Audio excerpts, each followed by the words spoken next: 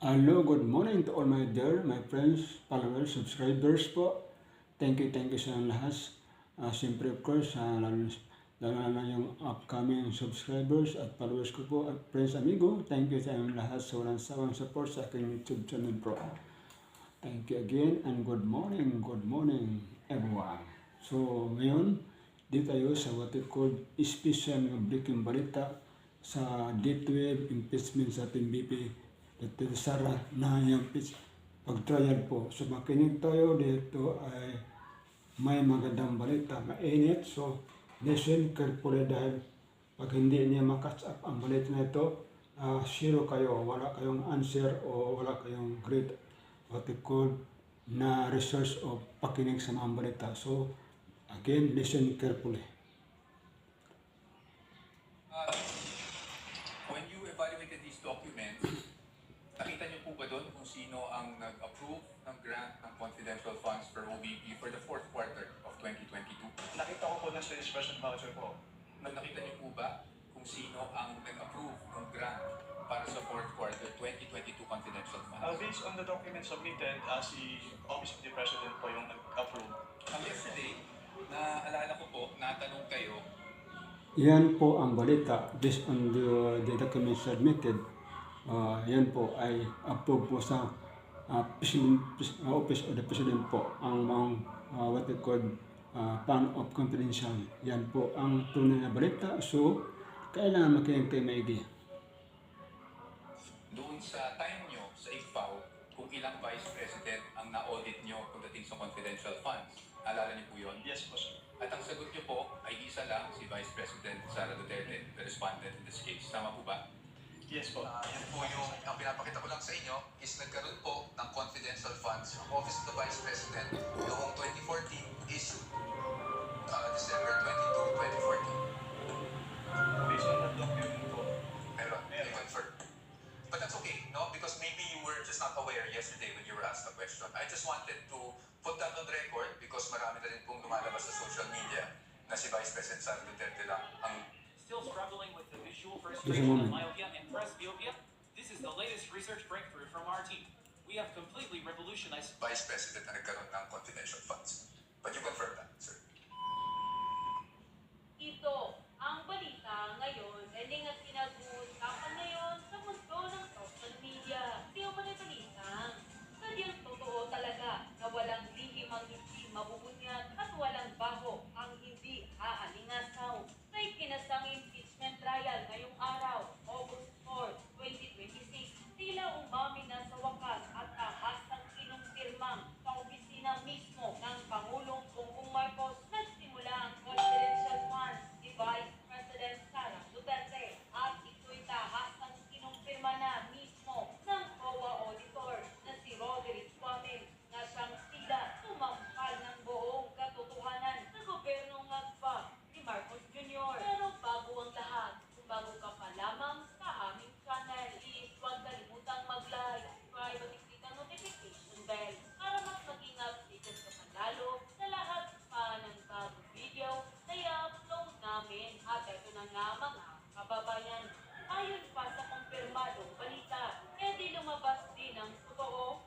COA auditor, pinumpirmang sa opisina ng Pangulo na mula ang confidential funds ni Vice President Sara galing mismo kay PBBM ang sera. Pinumpirma ng dating Commission on Audit Intelligence and Confidential Funds Audit Office State Auditor na si Roderick Suamel sa pagdinig ng Senate impeachment trial na ang confidential funds na natanggap ng Office of the Vice President noong 2022 ay nagmula sa Office of the President. Ang paglilinaw ay lumabas sa kanyang testimonya habang tinatalakay ang pinagmulan at pag-audit sa 125 milyong confidential funds na ipinagkaloob sa OVP noong taong iyon. Ipinaliwanag ni Rami na ang Office of the President ang nag-aproba at nagbigay ng naturang pondo sa Office of the Vice President na kalaunan ay isinailalim sa audit ng COA, alinsunod na umiiral ng mga patakaran sa paggamit ng confidential funds. Mr. Wamil, good afternoon po, sir. Good afternoon po, sir. Sa pagkaalala ko po, nabanggit niyo po that you were formerly with ICFAO as a State Auditor. Tama po ba? Yes, sir. And you are a certified public accountant. Tama po ba? Yes, sir. You're also a lawyer, correct? Yes, sir. You passed the bar in 2022. 2023. 2023. Okay, I stand corrected. And Mr. Wabil, you also testified yesterday during your direct examination that you were part of the team that audited the OVP and DepEd confidential funds. Is that correct? Hindi po team kasi ako lang po yung nag-evaluate ng documents. Ikaw mismo, basically nag-evaluate ng documents. Tama po ba? Yes po, sir. Okay, just so maintindihan lang namin how ICFAO conducts its audit.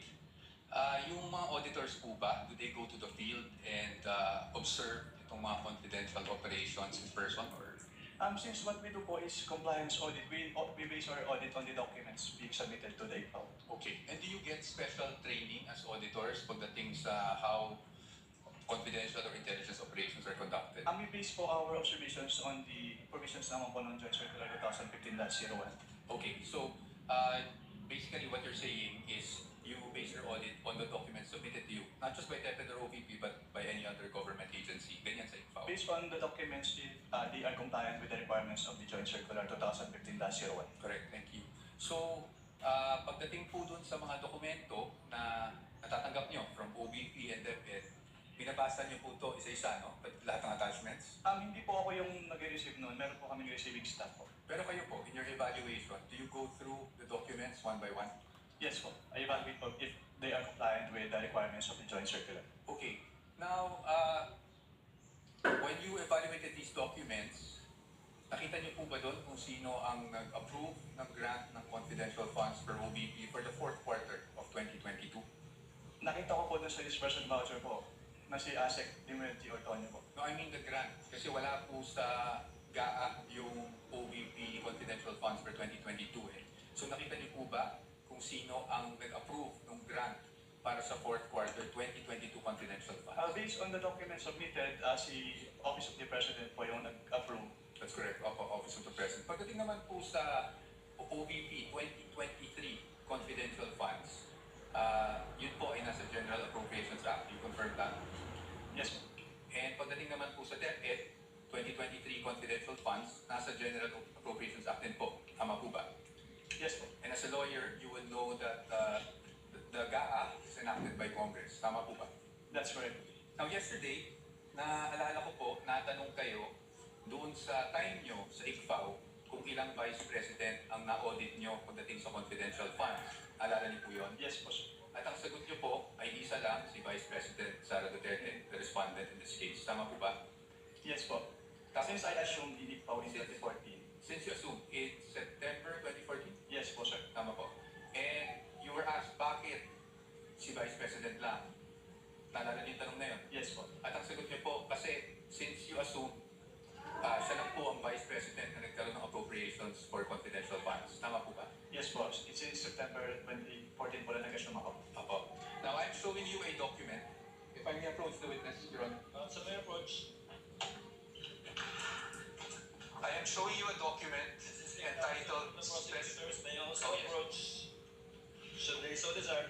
I'm showing you a document, and this document is from the Department of Budget and Management, entitled Special Allotment Release Order, dated, medyo malabo lang po yung document, no? December 22, 2014. Pakita niyo po yan. You heard that right. Today, you can get these German-made autofocus glasses for just £7.50. At ang purpose po is to cover confidential activities for fiscal year 2014. You see that? Yes, sir. And nung December 22, 2014, nasa ICFAO na po kayo. Tama po ba? Ano kayo po yan, sir?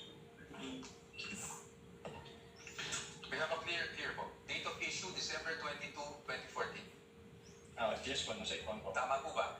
At hindi po si Vice President Sara Duterte ang Vice President ng mga panahon na yun. Tama po ba? Yes po, pero na-liquidate po kayo.